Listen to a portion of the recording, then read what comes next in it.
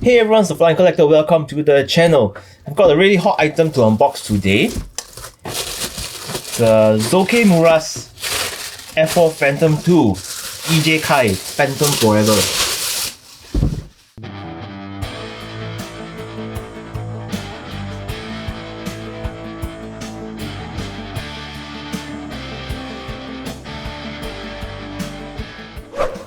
A quick background on this aircraft. At the end of last year, 2020, the Japanese Air Force retired the remaining of its F-4 Phantom 2 fleet, replacing them with the newer F-35 Lightnings. The F-4 is almost 60 years now, as of today. There were many variants released over the years. They were Cold War and Vietnam War era aircraft. This here is the Phantom 2 EJ Kai, which was unique to Japan, not just because of the alphabets or the systems on board. The EJ Kai Phantom 2 was manufactured by Mitsubishi Heavy Industries, not by McDonnell Douglas. Yeah, they were licensed by McDonnell Douglas, but ultimately the aircraft was made in Japan. Now back to this kit. This kit was not cheap. I paid about $100 for it, Singapore dollars. There is an alternative from Hasegawa, but I've been hearing so many good things about Zoukei-Mura's F4s, I figured I have to give it a shot. And there's also that very nice box art. By now you have figured I'm a sucker for nice box art. Anyway, I do have some experience building F4 Phantoms. I built the 1:32 scale one from Tamiya some time back. That one was a pretty incredible kit. The fitting and plastic was, wow, top notch. So this kit will have big shoes to fill. And also they gave me this very nice pin to celebrate the 10th anniversary of the Super Wing series. Cool. Packaging. Very nice box art in front. On the top, you do get reference images.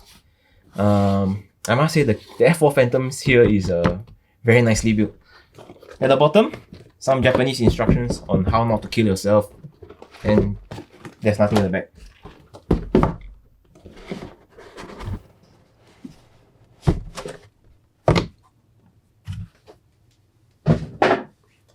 Everything's great.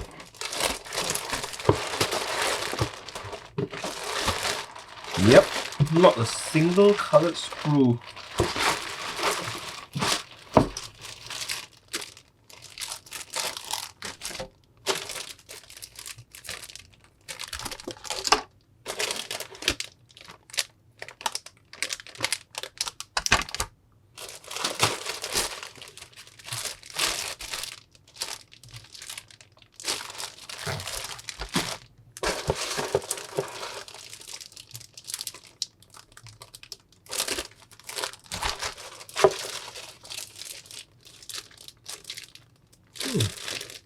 Nice engine detail.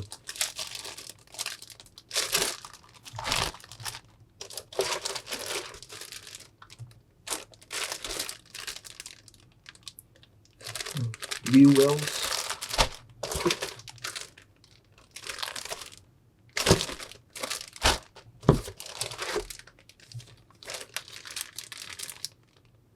Pilot's leather. And this must be the missile set. Usually they give 2 missile sets, correct?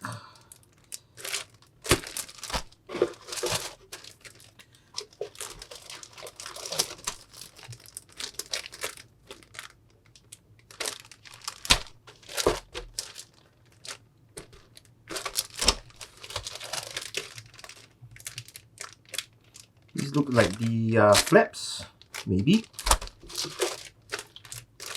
And more missiles.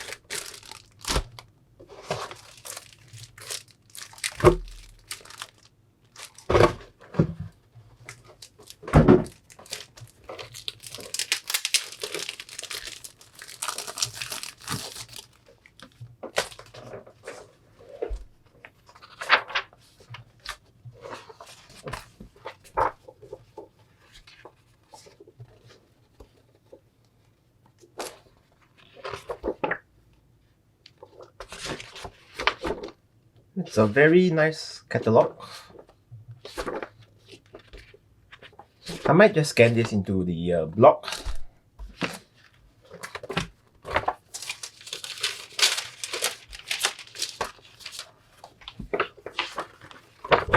Decal.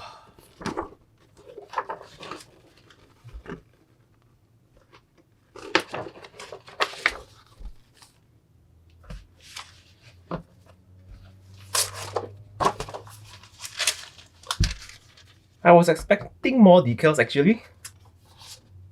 Ah, yes.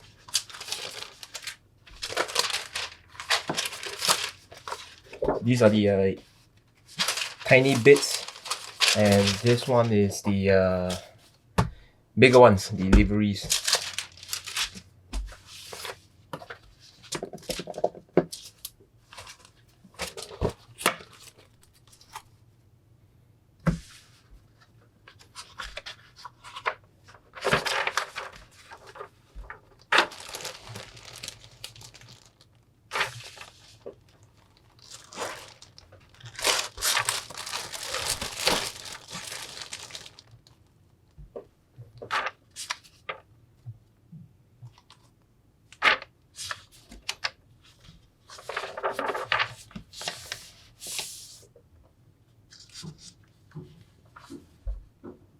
The instructions look very clear.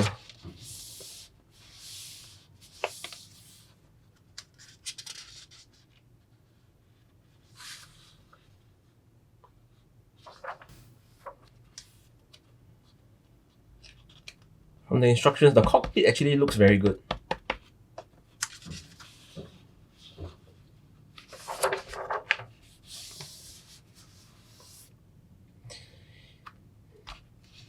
Splitting the fuselage into half, there's going to be quite a lot of sanding.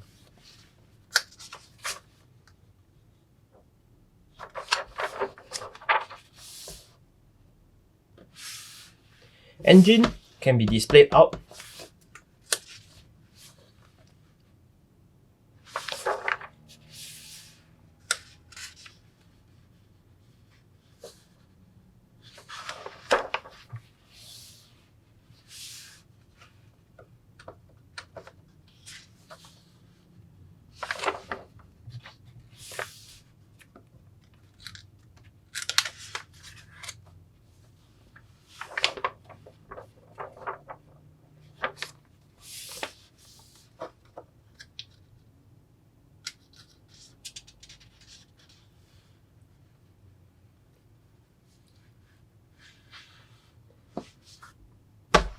Posable leading edge flaps. That's a good one.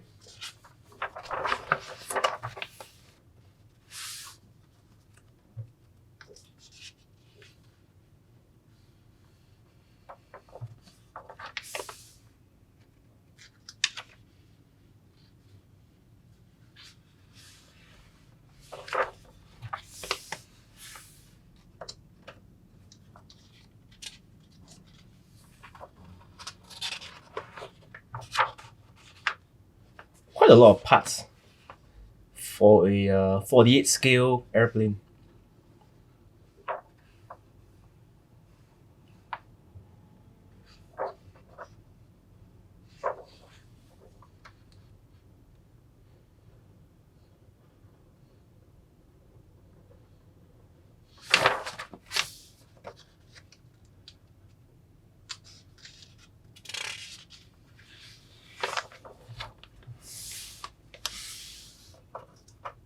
And that's it. Total of 1, 2, 3, 4, 5, 6, 7, 8, 9, 10, 11, 12, 13, 14, 15. 15 sprues.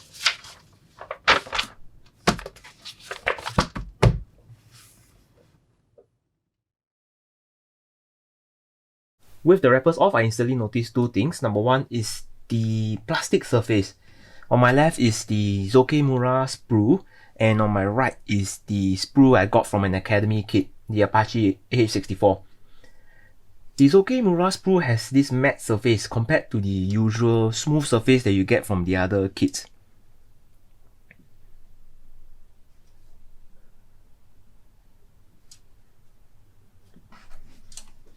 Number two is the detail.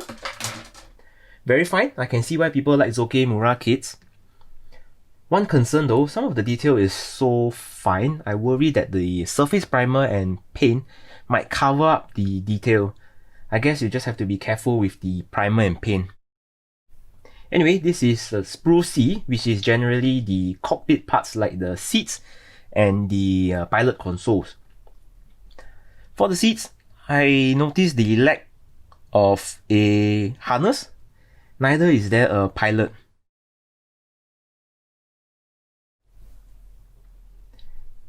Canopy frame. And I believe these are the interior walls for the main landing gear, the landing gear wells. This may require some hand painting before gluing it, otherwise it will be very difficult to paint it once it's fitted into the aircraft.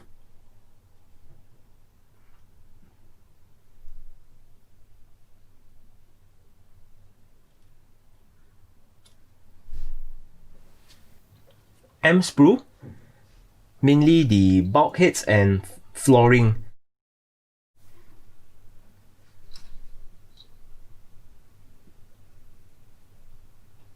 And also the Vulcan machine gun. Not sure if you can see it over here.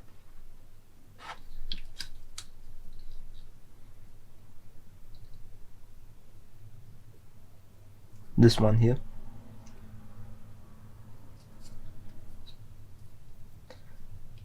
Air intake parts. These look like the fins on the cheek of the aircraft.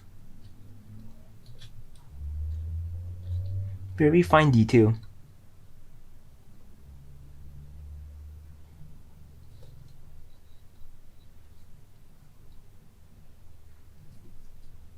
Main landing gear doors.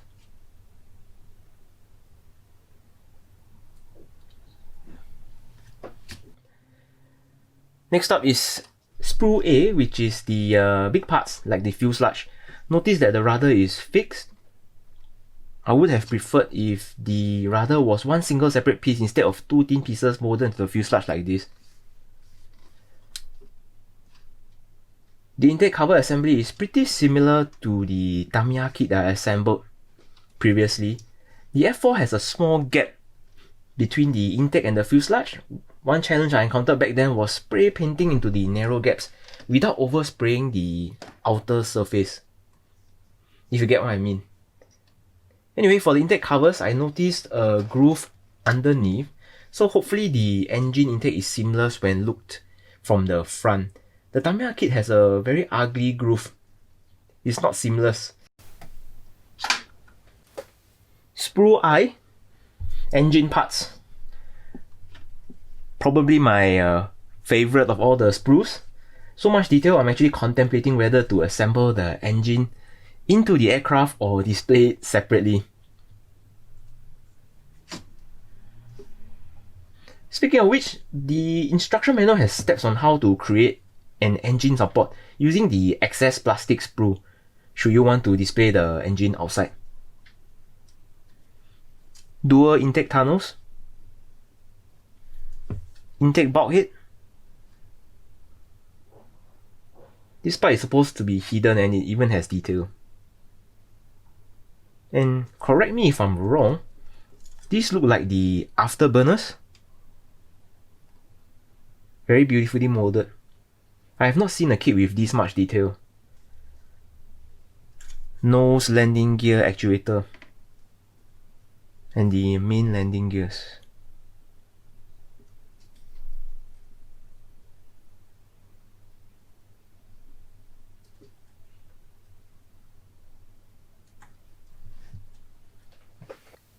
G sprue. The aircraft underbelly as well as the dogtooth wings. Leading edge slats, flaps, whatnot. Nothing much to talk about actually. Now you guys can have a good look.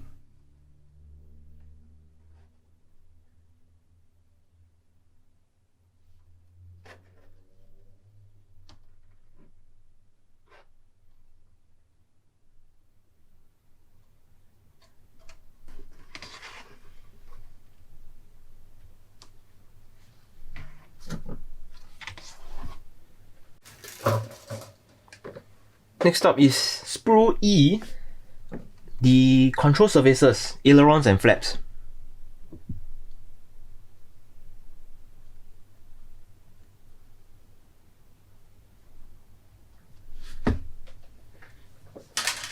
Sprue R, the tiny bits and pieces that are attached to the exterior of the aircraft. Pylons, etc., elevators, the wheels. Also, these markings on the elevators, if you see these marking, these are actual markings and not mold lines.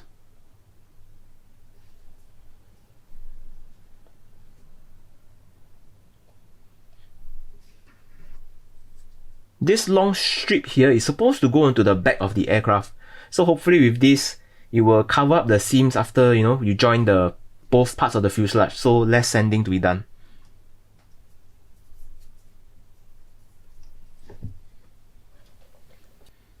Sprue B, drop tanks, and the tail grab hook.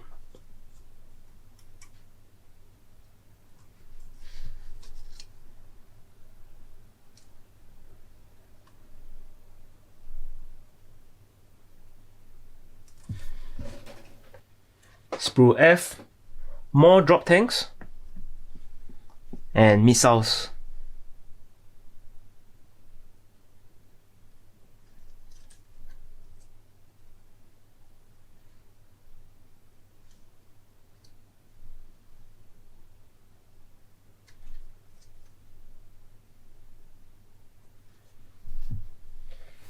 Sprue N, more missiles. Notice that the missiles are molded as one piece and not split into half like most manufacturers do, which is good, less sanding. And the pilot ladder. So there's a pilot ladder but no pilot.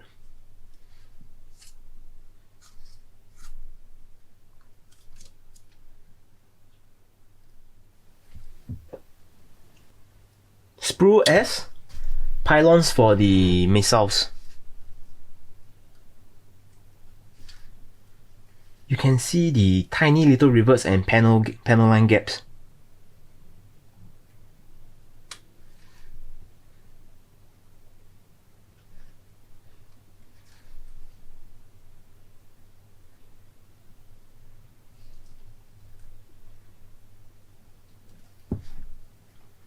Finally, sprue L, which is the clear parts. The canopy, one full piece completely closed, or individual ones that can be displayed open. Personally, I prefer canopies to be separated from the frame. It makes it a lot easier to paint, and it saves a lot on masking. Detail is very sharp. Masking is going to be a challenge, especially for these curved edges.